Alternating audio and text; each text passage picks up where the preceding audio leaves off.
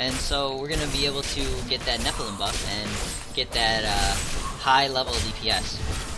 So, or high level DPS, high level magic wand. So we only have 2 right now, and remember these guys do a lot of damage too. So you want to keep your buffs up anytime you see mobs that you're afraid of, or you're afraid that they might kill you. But I mean, keep your buffs out at all times. Just keep your buffs out at all times. I'm gonna double check that and keep looking at that because I keep messing up on the buffs. But it's really easy to just keep your buffs at all times. It's kind of more difficult as you're trying to cast and doing it at the same time. But all right, so here's those mobs that I wanted. They're shielding fast arcane wallers, and I'll show you how much actual damage I can take as a barbarian with this skill set. So I'll just sit here and I'll let the arcane hit me. I don't really care. I'm really that tough. I can let the arcane just straight up hit me, and it's not a big deal. So the only thing you don't want to do is stand in the middle of the orb. That is something that you definitely don't want to do. But letting them pass through you, not a big deal.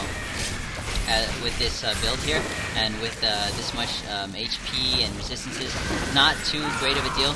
Although you do want to spam your right click, which is the Furious Charge, at all times when you are going low. So not too bad, just standing right in the arcane, and very, very easy actually to kill off these guys. Arcane shielding is one of those mobs that would be really hard in any other circumstance without having all this buff. But as you can see, I'm taking a huge amount of damage from that, and or not. I mean, not a huge amount of damage from that, and I can survive throughout like 3 or 4 of those attacking me at once. So you definitely want to use just drop all the whites that you've picked up over the time that you're doing this, as you want to keep that inventory space up. So we're looking around for elite mobs, and we're also looking for the entrance. This right here is something I really wanted to show you guys. This tile set is leading nowhere. There's never, ever, ever any champion mobs in that tile set. So anytime you see that tile set with the burning floors like that, you definitely don't want to go in that room, because it's just a big ass waste of time, and it's really not going to get you anywhere. So another elite mob, sidearm, is working perfectly, as it killed that white mob as I was using my Wrath of Berserker on the other mob, which is the elite mob that I was killing. So sidearm, very, very good skill, a very, very good skill. So I have 4 stacks of Nephilim. It is acceptable to go in right now, although it is not ideal to go into the boss right now. And anytime you see a huge amount of those mobs and you can't run away from them, you want to use your Furious Charge and kind of knock them back, because you don't want to get hit by that move that I just got hit by. You don't want to do that. And these guys here also use your Furious Charge. Keep your HP up to very much full, because if you are on the off chance that you don't proc your revenge, you're going to be shit out of luck and you're going to die. So definitely want to keep that up, and keep your HP up. There is another Fortune Shrine, very good, but I will be waiting for the Butcher event to actually grab that. Hopefully I can get the Butcher event and hold on to it, and not accept it for a second, and come back to that shrine, and that would be really cool. But I believe I will go with 4-stack Nephilim buff. Okay, let's see. Yeah, I think I'm just gonna go 4-stack Nephilim buff. Usually you get 5-stack by now, as this spawn didn't really produce too much Nephilim buff or champions.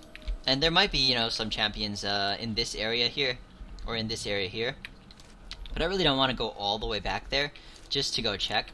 So what I'll do now is I'll try to enter the Chamber of Suffering, but I'll go backwards, maybe, hopefully. Oh no. So it doesn't let you do that. So we'll skip out the Butcher's entrance, and all we have to do right now is pop our War Cry there, and then use a little bit of that, and use a little bit of the buffs here, and always use your Wrath of Berserker as soon as it's up. Now look at the DPS I'm doing, guys. I have a shield on, sword and board, and I'm doing a good amount of DPS to the Butcher. It's pretty dang easy to do this. So I'm just pretty much spamming him. I just spam 4 and left click him, and I keep my buffs up at all times. This is where you really need to keep your buffs up, because if you don't, you're gonna die. So you gotta keep that up. and kind of watch your HP, as it is not you know, it's pretty easy, pretty much a piece of cake, but you don't want to underestimate it. You don't ever want to underestimate anyone. So even though I've killed them a million times and I've done this a million times, it's like you still want to keep an eye on your HP and kind of use your common sense to keep your HP at the maximum it can possibly be.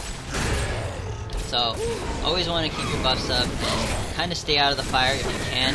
I can actually tank the fire with the amount of HP and the amount of regen I have, but it's you know, not common practice to tank the fire, and people will get mad at you if you tank the fire in groups.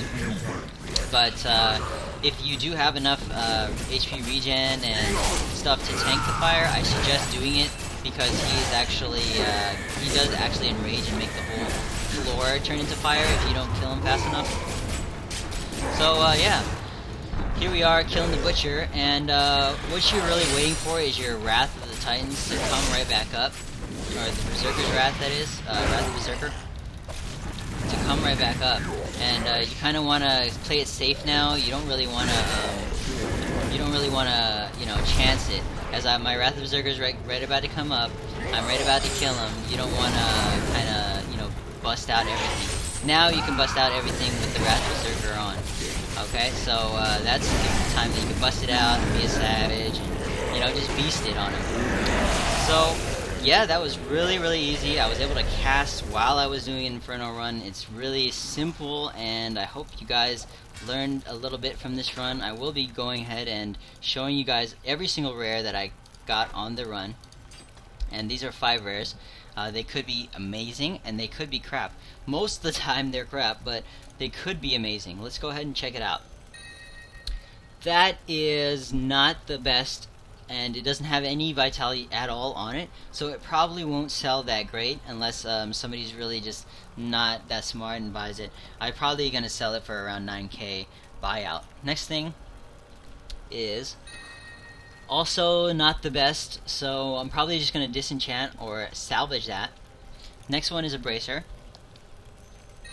and it is magic fine, so it'll probably sell for a good amount, maybe 25k, or maybe a little bit less, because it's only 14% magic fine.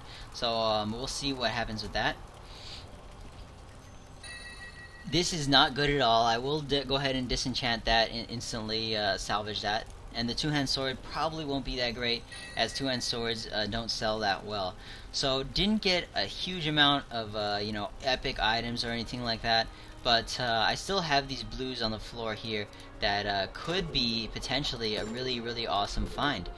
Sometimes, or you know, a lot of the times, like see this blue right here is way better than that sword that I got right there. So this is a two-handed sword, by the way, and this is a one-handed barbarian. I think it's an axe, or no, it's a little sword. So yeah, that is pretty cool, but you know, it's just a blue, so you probably give it to your friend or something as a good DPS, but you probably won't be able to sell it for very high. Now these, let's see, these things, dex and strength, whatever, you know,